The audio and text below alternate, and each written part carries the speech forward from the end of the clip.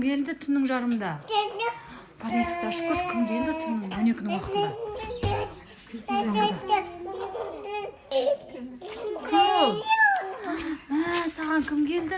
Кішкентай қызбенен бала ғой. Күнсінде қақтан келді. Күзік болмаймыз. Далада адасып, қарнасын екеуіз тағыдан адасып кеттік. Қашан адасып кеттіңдер? Не істеп жүрсіңдер далада түнде? 2-3 күн. Аяқтарын шешіңдер, аяқтарында носкиде жоқ қой сендердің. Жүріңдер, қарындарын ашты ма, тамақ берем. Келе ана қарындастың қолынан ұста. Тамақ беремесіңдер. Қайдан жүрсіңдер, қайда келіңдер? Қазір мен тамақ жылытып жатырмын, тамақ салып берем, Сол кіші тұрыңдар. Қайдан жүрсіңдер? Қарындарың ашық қапты ғой. Біз екеуміз магазинге баруға баратырып, сосын қатасын адасып кеттік.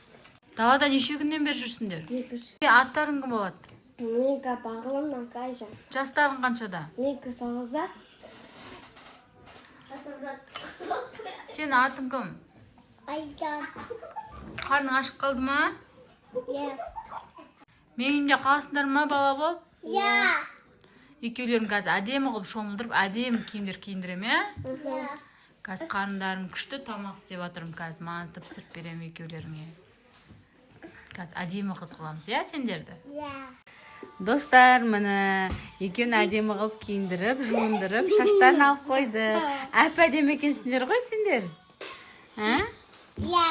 Енді осы үйде қаласыңдар, Иә. Осы үйдің бөпесі боласыңдар. Иә. Күнде енді қыдыртып, сендерді магазинге апарам, Иә. Әдемі қыздар болды, Пока енді. Пока.